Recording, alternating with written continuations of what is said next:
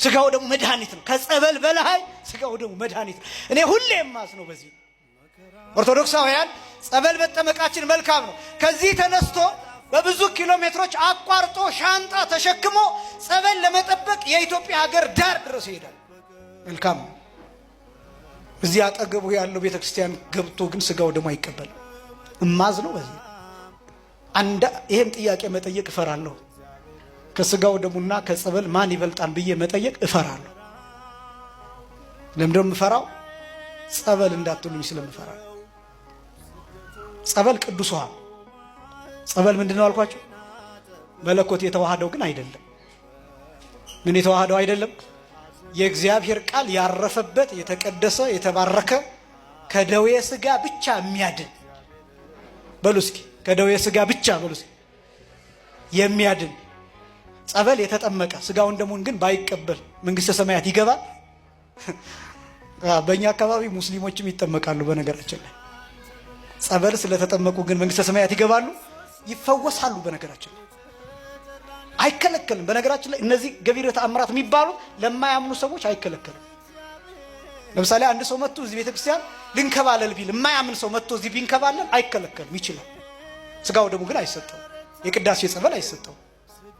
ጸበል ልጠመቅ ቢል ይችላል። መጥቶ ካህኑን ባርኩኝ መስቀል ባርኩኝ ቢል ይሳለማል። ለምን? ይሄ ሰው ቢመጣ ቢሆን ይሄ ሰው መስቀል በመሳለሙ መስቀሉን አያረክሰው፣ መስቀሉ ይህንን ሰው ይቀድሰዋል እንጂ ያ ሰው መጥቶ እዚህ ቢንከባለል ይሄን አውደ ምሕረት አያረክሰው። እዚህ አውደ ምሕረት እሱ በመምጣቱ እሱ ይቀድሳል፣ ይባረካል እንጂ ስጋው ደሙ ግን አይሰጠው። ለማያምን እንኳን ለማያምን ይቅርና ለተወገዘ ሰው ከክርስቲያኖች ለተወገዘ ሰው ስጋው ደሙ አይሰጥም። ለተወገዘ ሰው ምን ላለ ሰው አልኳችሁ? ለተወገዘ ሰው። ግን ይሄ ብቻም አይደለም። ሌላ ደግሞ ሌላ ኬዝ ካጋጠመ ግን ለተወገዘ ሰውም ስጋውን ደሙን ይሰጣል። ሊሞት የሚያደርሰው ህመም ካጋጠመው እንዲቆርብ ይደረጋል። እኔ በጣም ፍትሐ ነገሥቱ ነው የምላችሁ አንቀጽ 13 ላይ አልኳችሁ። ለሞት የደረሰ ሰው ቢኖር ግን የተወገዘ ክርስቲያን የሆነ ነገር ግን በውግዘት የተለየ ሰው ቢኖርና ለሞት የሚያደርስ በሽታ ቢገጥመው መቁረብ እፈልጋለሁ ቢል እንዳትከለክሉት ብሎ ጽፏን ፍትሐ ነገሥቱ። የዚህ ቤተክርስቲያን ምህረት አስደናቂ። እንዳትከለክሉት። ለምን? ስጋውን ደሙን ተቀብሎ ደግሞ በጣም የሚደንቀው እንደው ታውቃላችሁ፣ ስጋውን ደሙን ተቀብሎ ግን ሳይሞት ቢቀር ከዛ በኋላ እንዳትለዩት ሰውየው ነው ማለት እንደገና ወደ ምእመናን ይቆጠር። ለምን? ስጋው ደሙ ፈውሶታል። ስጋው ደሙ ያዳነውን አንተ ምን ቤት ነው የምትከለክለው? የዚህ ቤተክርስቲያን ምህረት የእግዚአብሔር ምህረት አስደናቂ ነው። ክብርና ምስጋና ለስም አጠራሩ ይሁን። በእውነት አመስግኑ። እና የሚከለከሉ ሰዎች ጸበል መጠመቅ መንግስተ ሰማያት እንድትገባ አያደርግም፣ ከደዌ ስጋ እንድትድን ያደርጋል። ለስጋው ደግሞ ያበቃል ማለት ወደ ውስጥ ምስጢራት እንድንገባ ያደርጋል። ጸበል ስለተጠመቅ ግን መንግስተ ሰማያት ትገባለህ የሚል ትምህርት የለም። አጋንንት ስለወጡልህ መናፍስት ርኩሳን ስለወጡልህ ብቻ መንግስተ ሰማያት ትገባለህ የሚል ትምህርት የለም። እንኳን የወጡለት ሰው የተፈወሰ ሰው ይቅርና ፈዋሹ ራሱ መንግስተ ሰማያት ይገባል የሚል ትምህርት የለም። አጋንንትን ያወጣ ሰው መንግስተ ሰማያት ይገባል የሚል ትምህርት የለም። እንዲህ ተብሎ ተጽፏል። አጋንንትን የሚያወጣው ሰው ራሱ ስጋውን ደሙን መቀበል አለበት፣ መቁረብ አለበት፣ እንዴ አማኝ መሆን አለበት። እንዲህ ተብሎ ተጽፏል። የማቴዎስ ወንጌል ምዕራፍ 7 ቁጥር 20 ጀምሮ እንዴ ኢየሱስ ኢየሱስ ወይም ጌታ ሆይ ጌታ ሆይ የሚለው ሁሉ ምን አይገባም? መንግስተ ሰማያት አይገባም። መተው ምን እንደሚሉት ተናግሯል። ጌታ መተው እንዲህ ይሉኛል፣ አጋንንተ አውጻይነ በስምከ ወአብያተ ኃይላተ ገበርነ በስምከ፣ ታላላቅ ኃይላትን ተአምራትን አደረግን፣ አጋንንትን አወጣን። ወተነበይነ በስምከ፣ በስምህ ትንቢት ተናገርን። በስምህ ምን ተናገር?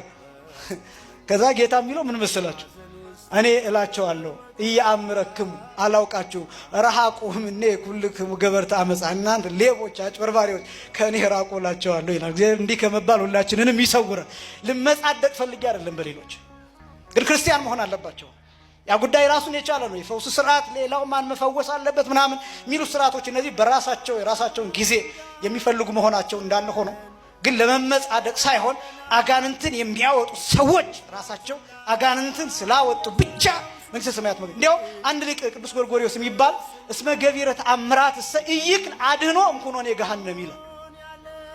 ተአምራት ማድረግ ገሃነም ከመውረድ አያድንም ነው የሚለው። ተአምራት ማድረግ አንዳንድ ነገሮች አልተረዳንም ምእመናን፣ አንዳንድ ነገሮችን አልተረዳናቸው። ጸበል አትጠመቁ ግን አይደለም ሐሳቡ። እምነት አትቀበሉ አይደለም ሐሳቡ። ሌላ ቦታ ገዳም እንደዚህ ሄዳችሁ እንደዚህ በረከት ቃል ኪዳን ያለባቸው ቦታዎች አትሂዱ አይደለም ሐሳቡ። ሂዱ ግን ቁረቡ፣ ሳትቆርቡ እንዳትመጡ። ሰው እንዴት ግሸን ሂዶ ሳይቆርብ ይመጣል? ሰው እንዴት ላሊበላ ሂዶ ሳይቆርብ ይመጣል? ሰው እንዴት ጻድቃኔ ሄዶ ሱባኤ ይዞ 7 ቀን 21 ቀን 40 ምናምን ቀን 2 ወር 3 ወር ተጠምቆ እንዴት ስጋውን ደሙን ሳይቀበል ይመጣል? በጣም ብዙ ምን በትናቸው ነገር። ይሄ ደጋፊነት ማለት ምን እንደማለት መሰላችሁ? ይሄ ማለት በሌላ አገላለጥ አንድ ሰው ለምሳሌ የዓለም ዋንጫ የተዘጋጀበት ሀገር ቢሄድ ከዛ ደግፎ ቢመጣ ይሄ ሰውዬ ኳስ ተጫውቶ መጣ ነው የሚባለው ወይስ ደግፎ መጣ ነው? በኳስ ጨዋታው ላይ ምንድነው የሚያደርገው ነገር? ይሄዳል፣ አብሮ ይጮሃል፣ የጨዋታውን ሁኔታ ያያል፣ ፕሮግራሙን ያያል። ምናልባት የሚያደንቃቸውን ሰዎች በአካል ሊያይ ይችላል። ነገር ግን ሜዳ ገብቶ አልተጫወተም። ስጋውን ደሙን መቀበል ማለት ሜዳ ውስጥ ገብቶ ኳሷን ማንቀርቀብ ማለት ነው። ጎል ውስጥ ማስገባት ማለት ነው። ደጋፊነትና ተጫዋችነት ይለያያል። እና አንዳንድ ነገሮችን አልተረዳናቸው። ስጋው ደሙ መቀበል ማለት ኳሷን በእጅ በእግር ማድረግ ማለት ነው። ያለዚያ ምን እንደሚሆን ታውቃላችሁ? የኛ አድናቂዎች ብቻ ትሆናላችሁ። ኳሱኛ እጅ ይሆናል። ያ ማለት ስጋው ደሙን እኛ እንፈትታለን፣ እናንተ አትቆርቡም። እኛ ካባ ለብሰን እንመጣለን። ከዛኛ ህዝብ በተሰበሰበበት እናስተምራለን። አቤት መምህር ገሌ ሲያስተምር። ከዛስ እኛ የሚከፈለንን የትራንስፖርት ይዘን እንሄዳለን። እናንተ ግን ባዷችሁን ትሄዳላችሁ። የኛ ሲሳይ ብቻ ትሆናላችሁ። እግዚአብሔር ከዚህ ሁላችሁንም ይሰውራችሁ። አያችሁ፣ የትምህርታችን መጨረሻ ስጋው ደሙ መሆን አለበት።